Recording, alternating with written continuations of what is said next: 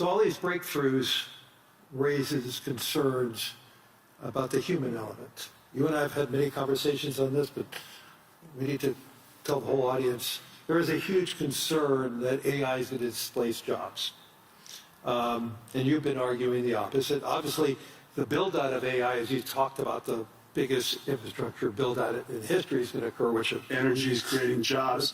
The chips industry is creating jobs. The infrastructure layer is creating jobs. Land, power, and shell. Jobs, jobs, jobs. I mean, right? It's incredible.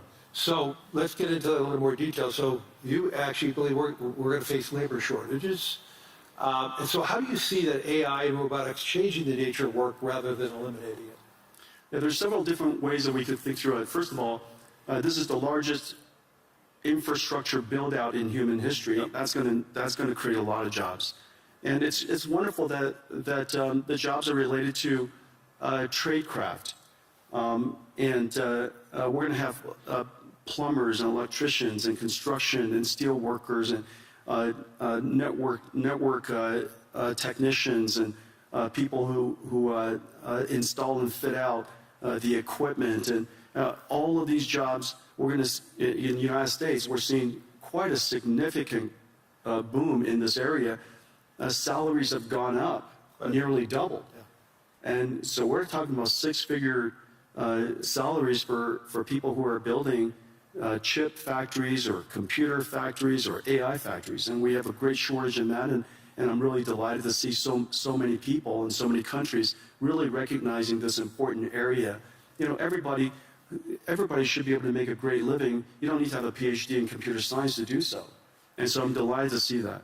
The second thing to realize, and so we theorize about the automation of tasks and things like that, and what is the implication to jobs. You know, I'll just offer some anecdotes. These are real-world anecdotes of what has actually happened. Remember, 10 years ago, one of the first professions that everybody thought was going to get wiped out was radiology. And the reason for that was the first AI that became superhuman in capability was computer vision. And one of the largest applications of computer vision is studying scans by radiologists. Well, 10 years later, it is true that AI has now completely permeated and diffused into every aspect of radiology. And it is true that radiologists use AI to study scans now. The impact is 100%, and the impact is completely real. However, not surprisingly, I say not surprisingly, if you reason from first principles, not surprisingly, the number of radiologists have gone up. Is that because of lack of trust or is that because the human interaction with the results of AI is a better outcome? Exactly. The reason for that is because a radiologist, their job, the purpose of their job is to diagnose disease, to help patients diagnose disease. That's the purpose of their job. The task of the job includes studying scans. The fact that they're able to study scans now infinitely fast allows them to spend more time with patients, diagnosing their disease, interacting with the patients, interacting with other clinicians. Well, surprisingly, also not surprisingly actually, as a result of that, the number of patients that the hospital can see has gone up because, you know, there are a lot of people waiting a long time to get their scans done. And so now, because the number of patients have gone up, the revenues of the hospital has gone up, they hire more radiologists. This is the same thing that's happening to nurses. We're 5 million nurses short in the United States. As a result of using AI to do the charting and the transcription of the patient visits, nurses spend half of their time charting.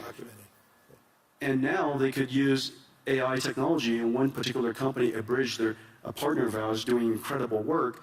As a result of that, the nurses could spend more time visiting patients. Human touch. That's right. And because you can now see more patients, and we're no longer less bottlenecked by the number of nurses, more patients could get into the hospital sooner. As a result, hospitals do better, they hire more nurses. And so surprisingly, AI is increasing their not surprisingly, AI is increasing their productivity, As a result, the hospitals are doing better. They want to hire more people. You have too many people waiting too long to get into hospitals. And so these are two perfect examples. Now, the easiest way to think about what is the impact of AI on a particular job is to understand whether the job, what is the purpose of the job, and what is the task of the job. If you just put a camera on the two of us and just watched us, you would probably think the two of us are typists because I spend all of my time typing. And so if AI could automate so much word prediction and help us type, then we would be out of jobs. But obviously that's not our purpose. And so the question is, what is the purpose of your job? In the case of radiologists and nurses, is to care for people.